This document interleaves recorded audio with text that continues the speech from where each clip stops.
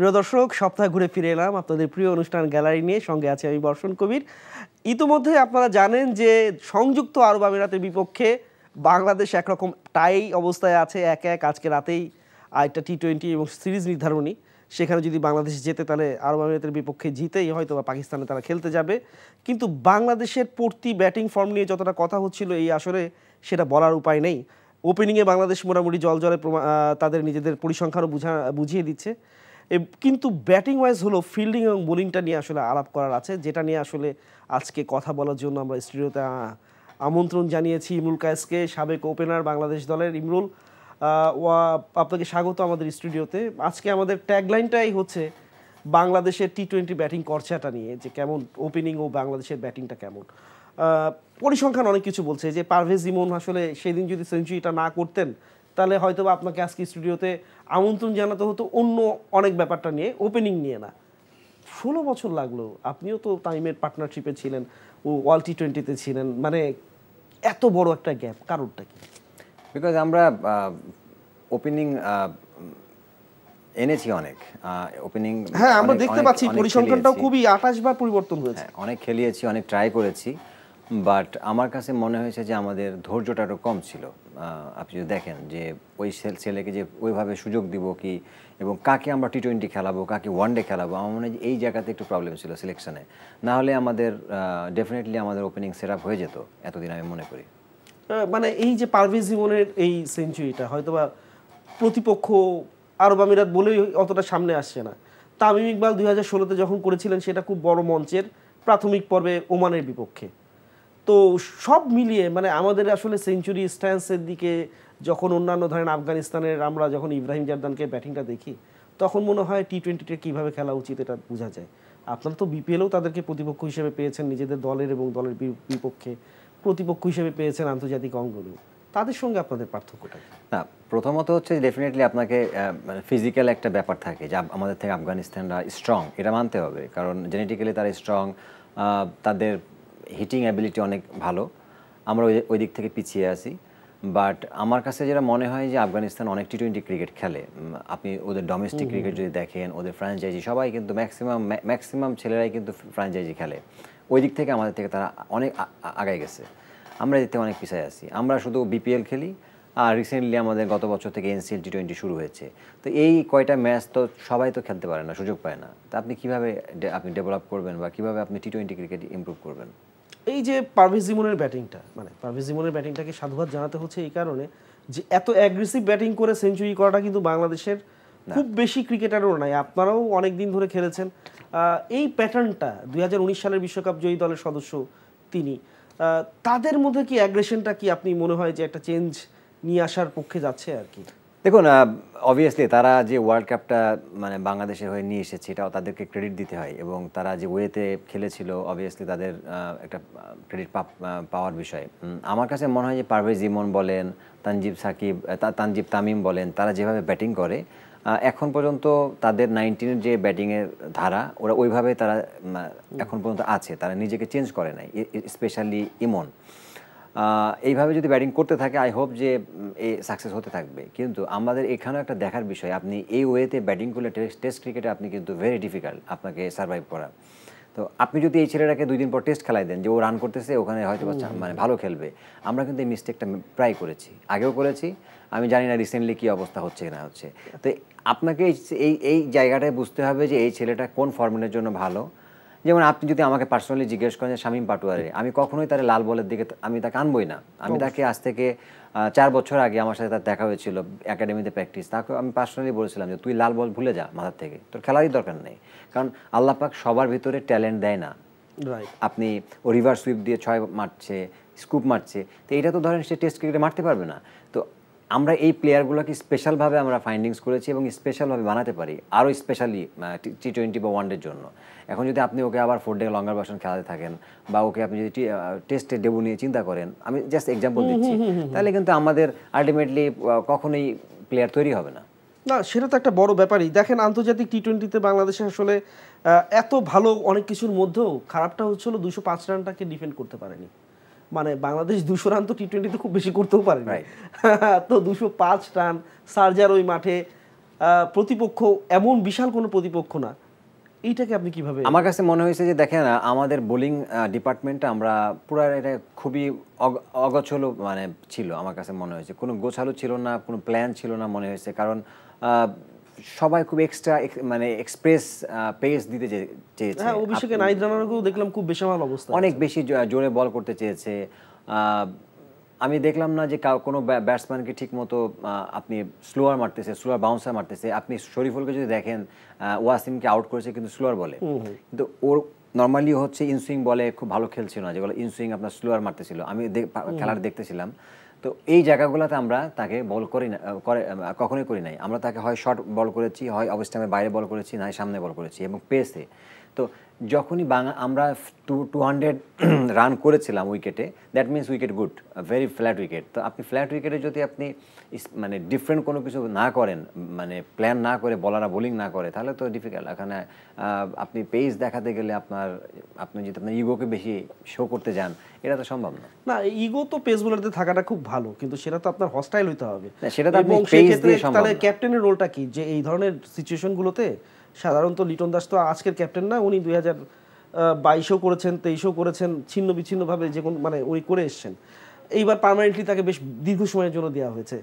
এটা কি একটু হালকাভাবে কি নেতৃত্বটাও মানে মানে টেস্টেড হলো কিনা বোলারদের পাশাপাশি? না দেখুন, আসলে বলার ক্যাপ্টেন একটা জাস্ট আমি মনে করি সবসময় মানে আপনি ক্যাপ্টেনকে তখনই হাইলাইট করবেন যখন টিমের রেজাল্ট হয়। টিমের রেজাল্ট না হলে আসলে ক্যাপ্টেনের কোনো কিছু করা থাকে না। এটা খুব ন্যাচারাল বিষয়। কারণ দিন শেষে 11 জনই মাঠে পারফর্ম করতে হবে বা খেলতে হবে, তাদের ভিতরে হয়তো সবাই পারফর্ম করবে না, কিন্তু ক্যাপ্টেনের দায়িত্ব হচ্ছে ক্যাপ্টেন একটা বলারের উপরে আস্থা রেখে বলটা দিবে, একটা ফিল্ডিং সেট আপ করবে। কিন্তু বলার যদি ঠিকমতো এক্সিকিউট না করতে পারে, তাহলে তো ক্যাপ্টেনের কোনো কিছু সম্ভব না। তো আমার কাছে মনে হয়েছে যে লিটন দাস মানে ফিল্ডিং সেট আপ বা চেঞ্জিং, বোলিং চেঞ্জিং সব কিছু ঠিক ছিল।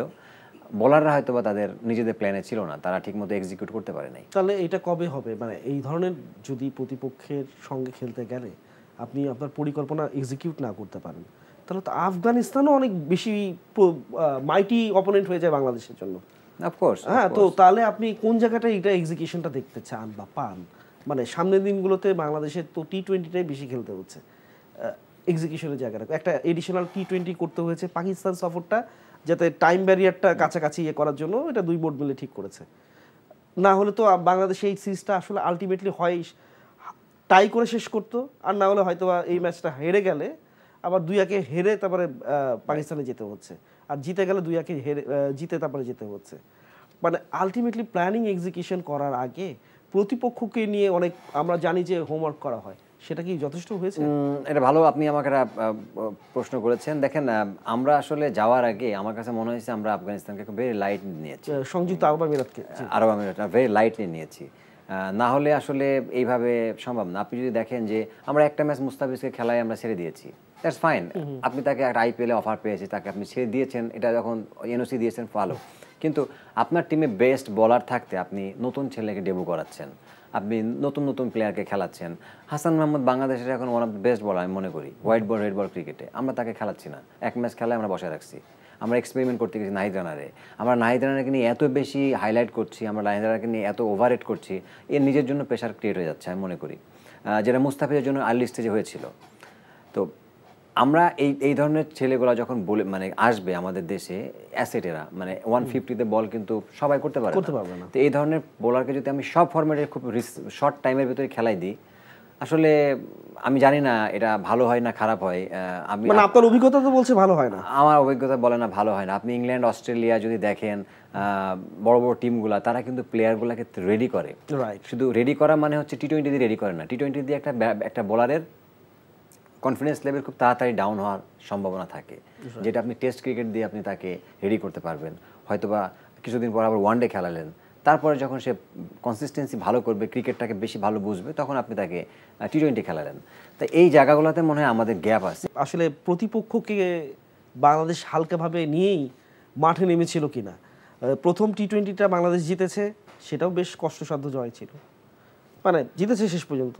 আর সেকেন্ড টি-20 তো বাংলাদেশ আসলে বলাই বাহুল্য, মানে 7 বলে 17 জায়গা, সেখান থেকেও বাংলাদেশ ম্যাচটা হারতে হয়েছে খুব কনভিন্সিংলি কম্পিটিটিভনেস বলতেই পারে, 17 রানের ওপেনিং পার্টনারশিপ ছিল প্রতিপক্ষের, সেখানে বোলিংটা তো খুবই লেজে গোবরের অবস্থায় ছিল। আসলে মানে প্রপার টিম ওয়ার্কটার কি ল্যাপস দেখতে পাচ্ছেন? না, আমার মনে হয়েছে, কারণ আপনি ফিল্ডিংও যদি দেখেন, ফিল্ডিংও খুব অগোছাল ফিল্ডিং ছিল। আমরা জানি যে সবাই খুব কষ্ট করে, অনেক হার্ডওয়ার্ক করে। আমরাও যখন খেলেছি তখন দেখেছি যে আসলে প্র্যাকটিস তো আমরা সবসময় করি, বাট মাঠে গিয়ে মিস হয়ে যায়। বাট আমার কাছে মনে হয় যে মাঠে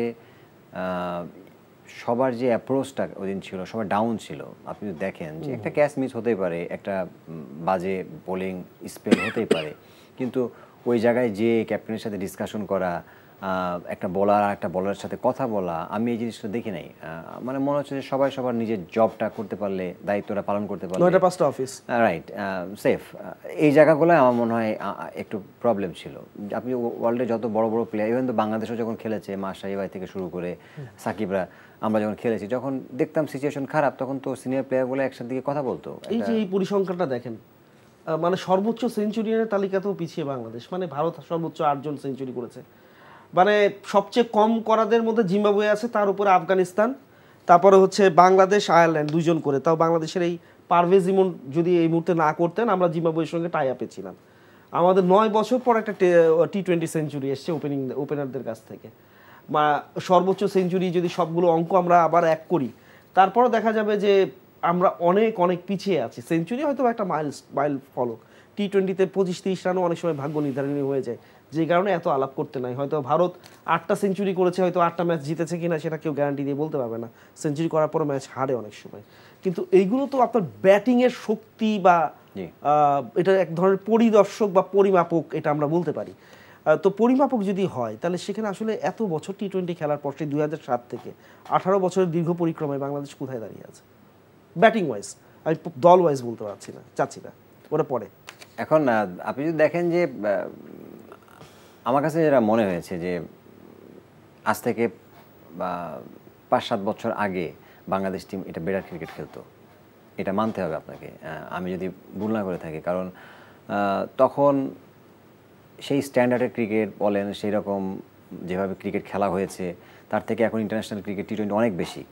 আগে আমরা বছরে হয়তো বা আপনি দেখবেন যে সব মিলে হয়তো বা 10টা T20 খেলতাম, এখন তো আরও বেশি T20 খেলে। সো ওই দিক থেকে বলবো যে ওয়ে অফ স্ট্যান্ডার্ডের দিক থেকে আপনি যদি দেখেন, আমার কাছে মনে হয় যে আগে অনেক ভালো ক্রিকেট খেলেছে। কারণটা কি, পার্থক্যটা কোথায় আছে? আগেও সাবির রহমান রুমানরা খেলেছেন, এখনো পর্যন্ত দল নির্বাচনে যারা আসছেন তারা এই সময়ের বেটার ক্রিকেটাররাই তো খেলছেন। তাহিদ হৃদয় তো অনেকদিন ধরেই বাংলাদেশ, হয়তো বা T20 ক্যাপ্টেন্সিটাও অবধারিত ছিল তার অনেকটাই, যদি এই ঢাকা প্রিমিয়ার লিগে ঝামেলাগুলো না হতো তার কাঁধেই হয়তো বা পড়তো। মানে আলটিমেটলি কোথায় সমস্যাটা তাহলে আমাদের দেশের টিমের? আমরা বললাম না যে আমরা আসলে প্রপারলি আমরা মানে আমাদের ইনফ্রাস্ট্রাকচার বলেন, আমাদের টোটাল টিমটাকে বানানো বলেন, আমরা কোনো কিছুই করি নাই। আমরা সব সময় চেষ্টা করেছি যে আমরা মানে কুইক রেজাল্ট, এই সিরিজটায় আমার কি হবে, এই সিরিজটা কোনো রকম জিততে হবে, এই এই এই সিরিজটা জিততে পারলে দ্যাটস এনাফ। বা একটা ম্যাচ জিতে গেলে আমাদের পরের যে প্রবলেমগুলো ছিল আমরা এগুলো ভুলে যাই। সো এটা বাংলাদেশ ক্রিকেটের একটা প্রবলেম। এইটা যেমন একটা সমস্যা, সঙ্গে আপনি যদি দেখেন T20-তে সামগ্রিক যে রেজাল্ট, আমি যেটার কথা বলছিলাম, ICC পূর্ণ সদস্য হিসেবে সহযোগী দেশগুলোর কাছে হারের পরিসংখ্যান যদি আমরা তাকাই, সেখানে টেস্ট খেলুড়ে দেশের মধ্যে বাংলাদেশের অবস্থা কিন্তু খুব বেশি ভালো না। মানে সহযোগী দলের কাছে আপনি যদি হারেন, তাহলে কিন্তু এখানেও আপনার প্রকট হয়ে যায় T20-তে আপনি কতটুকু দেখেন, মানে পরিসংখ্যানে বাংলাদেশ দ্বিতীয় আর কি। সর্বোচ্চ সময় মানে শ্রীলঙ্কার 105টা হারের পর বাংলাদেশ, মানে 100-র উপরে T20-তে হেরে যাওয়াটা কোনো সমস্যা না যদি আপনি 100টা জয় সঙ্গে পেতেন আর কি। মানে এইগুলো তো আসলে আনুপাতিক হারে যদি আপনি চিন্তা করেন, আপনার রেশিও অনুযায়ী কিন্তু অনেক বেশি। তো এইটা কি বাংলাদেশের ক্রিকেটের আপনি যে সব যুক্তিগুলো দিচ্ছিলেন, এটা কি রিফ্লেক্ট করে কিনা? শ্রীলঙ্কা তো ওয়ার্ল্ড T20-তে চ্যাম্পিয়নও হয়েছে, 105টা হার তাদের নামের পাশেও আছে, কিন্তু মনে তো থাকবে মানে শ্রীলঙ্কা 2014 সালে T20 চ্যাম্পিয়ন। আমাদের তো একটা সেমিফাইনালে খেলার পর্যন্ত ইয়ে নাই, মূল পর্বে খেলতে হলো সেদিন মাত্র। না দেখেন, আমি এটাই বললাম যে আমরা T20-তে আসলেই সাকসেস না। আমরা যতটুকু আমরা ওয়ান ডে ক্রিকেটে, আমরা টেস্ট ক্রিকেটেও এত বেশি সাকসেস না, বিকজ আমরা সবাই মানে ওয়ান ডে ক্রিকেটে এত বেশি আমাদের ফোকাস, আমরা এই সেটাতেও তো আমরা সেমিফাইনাল খেলতে পারলাম পারি নাই, বাট আমাদের কিছু কিছু অ্যাচিভমেন্ট আছে আমাদের ওয়ান ডে ক্রিকেটে। সর্বসাকুল্যে যদি বলি 2007-এর বিশ্বকাপটা খুব ভালো ছিল, ভালো ছিল। তারপরে যদি সেকেন্ড বেটার হয় 2015, এশিয়া, তারপরে 19-23 বিশ্বকাপে আমি হিসাব করছি, এশিয়া কাপে যদি আমরা একবার ফাইনালে খেলেছি সেটাও ছিল 2012 সালে। আপনি ওভারঅল যদি বাইলেটারাল সিরিজ থেকে সবকিছু হিসাব করেন আমরা ওইটাতে আগায় আছি ওভারঅল, বাট টি-20তে তো ওইটাও তো আমরা অত বেশি আগায় নাই এবং আমরা ভালো খেলি নাই। সো আমার মনে হয় যে আমাদের এই জায়গাগুলোকে নিয়ে আসলে প্রপারলি আমাদের কাজ করা উচিত, আরও বেশি কাজ করা উচিত। যে শুধু একটা দেশের সাথে একটা বাইলেটারাল সিরিজ খেলতেছি, প্র্যাকটিস আগে করতেছে, টিম হোটেলে চেকিং করতেছে, আমাদের প্র্যাকটিস হচ্ছে, ম্যাচ খেলে যাচ্ছি, এটা না। প্রপার বাংলাদেশ ক্রিকেটের স্ট্রাকচার নিয়ে আমার মনে হয় একটা আমাদের সবার বাংলাদেশ টিমের ক্যাপ্টেনের সাথে বসা উচিত, আপনি এক্স প্লেয়ারদের সাথে বসা উচিত, যে আমরা কীভাবে আরও ডেভেলপ করতে পারি। সাপোজ আপনি যদি এখন মুশফিকুর রহিম রিটায়ার্ড করছে, মুশফিকুর রহিম করবে কিছুদিন পরে হয়তো, বা আমি যদি ভুল না করে থাকি, আপনি মুশফিকুর রহিমের সাথে যদি একটা মানে পরামর্শ নেন যে বাংলাদেশ ক্রিকেটকে আরও সামনের দিকে কীভাবে আগায় নেওয়া যায়, আমার মনে হয় যে সে যে পরামর্শটা দিবে, এত বছর ইন্টারন্যাশনাল ক্রিকেট খেলে যে এক্সপিরিয়েন্সটা গ্যাদার করেছে, এই মানে নলেজটা কখনো দিতে পারবে না। আমাদের দেশের কালচার, আমাদের দেশে কি আপনি বাইরের দেশ থেকে লাখ লাখ টাকা স্যালারি দিয়ে কোচিং করে নিয়ে আসতেছেন, সে কি করবে, সে কী প্ল্যান দেবে আপনি আমরা বলেন। আমরা এই একটা জায়গাতে আমরা ফেস করি যেটা ইন্ডিয়া করে না। ইন্ডিয়ার টিম সিলেকশন করে কে, ইন্ডিয়ার কোচ সিলেকশন করে কে, আপনি দেখেন সব লেজেন্ড প্লেয়াররা। তা আমরা কি করতে পারি না এই জিনিসটা? আমার মনে হয় যে আমাদের সব থেকে বড় সমস্যা এই জায়গায়। আমরা যদি আমাদের নিজেদের প্লেয়ারদেরকে রেসপেক্টটা না দিই, এদেরকে ইউটিলাইজ না করি, আমাদের দেশের ক্রিকেট কখনোই আগাবে না। এই যে যেমন ধরেন এই আগানোর একটা পরিসংখ্যান দিচ্ছি, আইসিসি পূর্ণ সদস্য সহযোগিতা দেশগুলোর মধ্যে আয়ারল্যান্ড 2017 সালে টেস্ট রেজাল্ট পাওয়ার পর 7টা ম্যাচ হেরেছে। তারপরে হচ্ছে আপনার বাংলাদেশ 7টি ম্যাচ, মানে অবিশ্বাস্য ব্যাপার না, টেস্ট একটা খেলুড়ের দেশ সহযোগী দেশের কাছে হেরে গেছে হচ্ছিল 7টা ম্যাচ। 17বার হয়তো বা মানে বুঝলাম যে 2017 সালে তারা টেস্ট রেজাল্ট পাওয়ার পর টি-20 ইয়েতে আয়ারল্যান্ড হারতেই পারে। বাংলাদেশ কেন সহযোগী দেশগুলোর কাছে এত ফ্রিকুয়েন্টলি হারে? বড় দল ঠিক আছে, ভারত অনেক বড় দল, পাকিস্তান বড় দল, অস্ট্রেলিয়া অনেক বড় দল, তাদের সঙ্গে খেলায় হয় কম, নিউজিল্যান্ড বড় দল, কিন্তু যখন আপনি আরব আমিরাত, তারপর হচ্ছে নেদারল্যান্ডস, এদের কাছে আমার মনে হয় যে প্রেশার। আপনি যদি দেখেন যে ইন্ডিয়া যখন বাংলাদেশের সাথে খেলে, অবভিয়াসলি ইন্ডিয়া কিন্তু বাংলাদেশের সাথে খেলতে অনেক প্রেশারে থাকে সেটা, তারপর তারা ম্যাচ জিতে তাদের মানে এই ওয়েস থেকে। আমার কাছে মনে হয় যে আমরা যখন জিম্বাবুয়ে বা আয়ারল্যান্ডের সাথে খেলি আমরা অনেক বেশি প্রেশারে থাকি। যদি আমরা ম্যাচ হেরে যাই, যে মানে ক্রিটিসিজম বলেন বা যে হবে, এটা কাটাছেঁড়া হবে, এটার থেকে আমার মনে হয় যে প্লেয়াররা বেশি স্ট্রেসে থাকে, যেটা পাকিস্তান বা বড় বড় টিমের সাথে খেলতে গেলে এটা এত বেশি ফেস করে না। না সেটা হইতে পারে, কিন্তু তারপরও এত বেশি ব্যাপক পরিবর্তন হচ্ছে টি-20-তে, মানে আপনার ইভেন অ্যাডাপশনটা কোথায়? মানে আপনার তো প্ল্যান এ না কাজ করলে বিতে যাবেন, মানে এ থেকে জেড পর্যন্ত অনেকগুলো প্ল্যান থাকে এখন টি-20-তে। প্রত্যেকটা ব্যাকআপ ল্যাপটপে এত সব প্ল্যানগুলো থাকে যে কোথাও না কোথাও আপনি অ্যাডপ্ট করতে পারবেন। ওয়াসিম নামে একজন ক্রিকেটার আছেন আরব আমিরাতের, আমরা জানি উনি কোন লেন্থের বলগুলোতে খেলতে পারছেন। তানজিব সাকিব এত বছর ধরে খেলছেন, 4টা বছর তো 3টা বছর অলমোস্ট খেলেই ফেলেছেন ইন্টারন্যাশনাল ক্রিকেট, আবাহনীর হয়ে খেলেছেন, তারপর টি-20-তে উনি ভালো খেলছেন, কিন্তু জায়গা মতো ফুল টসটা উনি কোথায় দিচ্ছেন? মানে শেষ ওভারে এসে শরীফুল কোথায় ওভারথ্রো করলেন সেটা বড় কোশ্চেন না, ব্যাপারটা হচ্ছিল এক্সিকিউশনটা কোথায় কী করছেন। এইগুলো তো আপনাকে আসলে কোচ ফিল সিমন্স বা সহকারী সিনিয়র কোচ মোহাম্মদ সালাউদ্দিন বেটে খাওয়াতে পারবেন না। এটা কে দেয়? মানে এই জায়গাটা কার কি করার আছে? অবশ্যই প্লেয়ারদের রেসপন্সিবিলিটি, প্লেয়ারদের এই দায় নিতে হবে। কারণ আপনি তো একদিন ধরে ক্রিকেট খেলতেছেন না এখানে। আপনি যেরকম আপনার ডেবু ম্যাচ হয়েছে বা ফার্স্ট সিরিজ খেলতেছেন, আপনি এখানে আপনি মিস্টেক করতে পারেন। অনেক বছর ধরে এরা খেলছে, এই একই মিস্টেক যদি হতে থাকে আসলে অ্যাজ এ প্লেয়ার হিসাবে, যদিও বা একটা প্লেয়ারের সমালোচনা করা আমার ঠিক না, বাট আমি অ্যাজ এ মানে দর্শক হিসাবে আমার কাছে মনে হয় যে এই জায়গার থেকে একটা ইমোশন কাজ করে মানুষ আসলে। আমি কালকে একটা প্রোগ্রামে গেছি, মানুষ আমাকে বলছে ভাই আমরা আর কত এভাবে হারবো। স্টেট আমাকে প্রশ্ন করে যে আমরা কত এভাবে মানে আমাদের মান সম্মান নষ্ট করবে। এটা ডেফিনেটলি তার একটা আবেগের জায়গা। তো মানুষ অনেকে বলে আর খেলা দেখা আমার ইচ্ছা করে না।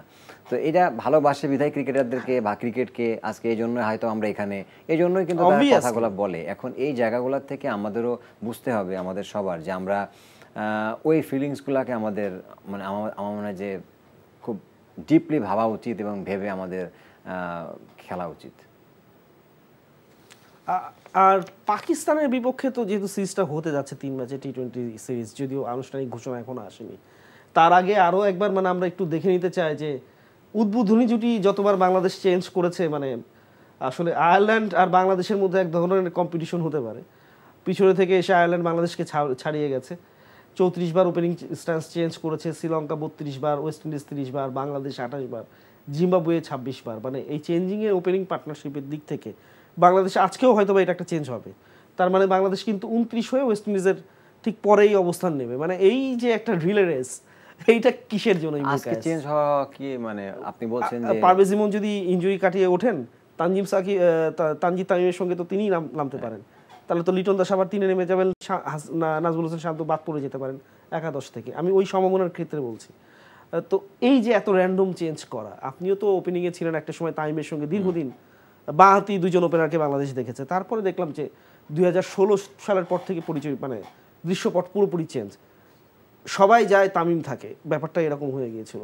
কারণটা কি? মানে এই যে ওপেনিং স্ট্যান্স চেঞ্জ, তামিম তো এখন নাই। কারণটা হচ্ছে আমরা বললাম না যে আমরা আসলে বিশ্বাস রাখতে পারি না একজনের উপরে। আমরা সবসময় মনে করি যে 2-1টা সিরিজ খারাপ করলে ওর দ্বারা সম্ভব না, বা ওরে আমরা এই ফরম্যাট বানাই দিই, ওই ফরম্যাটে বানাই দিই। কিন্তু একটা ছেলে T20 টেস্ট ক্রিকেট ভালো খেলার পর যে T20 ভালো খেলতে পারে, আমরা এই বিশ্বাসটা খুব বেশি দিন রাখতে পারি না, অল্প সময়ের জন্য রাখি। আপনি দেখেন যে ইন্ডিয়াতে KL রাহুলের কিন্তু ডেবু হয়েছিল টেস্ট ক্রিকেট দিয়ে, কিন্তু সে কিন্তু এখন মানে one of the best batsman ওদের T20 ক্রিকেটে। তাহলে কেন? সে তো নিজেকে চেঞ্জ করেছে। আমাদের হয় কি, এটা একটা ট্যাগলাইন তৈরি করে দেয় যে এই ফরম্যাটের জন্য। আপনি দেখেন মিরাজকে আজকে আমরা T20 খেলাচ্ছি না কেন? আমি বাংলাদেশের সাকিবের পরে যদি দেখি, আমি মনে হয় যে সেই একটা প্লেয়ার যে বেস্ট, সে এখন 2 নম্বর অলরাউন্ডার। আমরা তাকে কি করছি, তারা আমরা খেলাচ্ছি না। তা এই ধরনের প্লেয়ার যখন টিমে থাকবে, স্কোয়াডে থাকবে, আপনি না খেলান, আপনার তো টিমের একটা ভ্যালু থাকবে, আপনার টিমের ভেরিয়েশনটা থাকবে, অপশন থাকবে। তো যে ওই ছেলেটাকে যেখানে খেলাইছে সেখানে পারফর্ম করেছে। আমি যদি এইসব প্লেয়ারকে না ইউজ করতে পারি, আলটিমেটলি আমি কাকে ইউজ করব? আমি নতুন নতুন প্লেয়ারকে নিয়ে এসে খেলাচ্ছি, পারফর্ম করছেন না, আমরা হতাশ হয়ে যাচ্ছি, আমরা সাকসেস কখনোই আসবে না। সো আমার কাছে মনে হয় যে একটা টিম বানাতে হবে আমাদের, যে সেটা 15 জন বা 20 জনের একটা মেম্বার থাকবে। এই টিমটারে আমরা সময় দিতে হবে, আইদার 2 বছর বা নেক্সট ওয়ার্ল্ড কাপ পর্যন্ত এদেরকে ঘুরাই ফেরাই খেলতে হবে। যদি আপনি এই 20 জনের ভিতর থেকে যদি আবার নতুন 25 নম্বর সদস্য আরেকজনকে নিয়ে আসেন এই টিম থেকে বা অন্য জায়গা থেকে, BPL এ একটা ভালো ইনিংস খেলে দেখলে আপনি তাকে নিয়ে এসে খেলাই দেন T20, এটা অ্যাবসলিউটলি রং। কারণ এই 20 জন ছেলে তো আজ ন্যাশনাল টিমে খেলার জন্য রেডি হচ্ছে। আপনি এই 20 জন ছেলেই তো তারা প্রস্তুত হচ্ছে যে কীভাবে বাংলাদেশ টিমকে সার্ভ করবে। এখন আপনি 25 নম্বর ছেলেকে যখন এসে দিবেন, তখন এরাও মনক্ষুণ্ণ হয়, প্লাস ওর জন্য প্রেশার থাকে।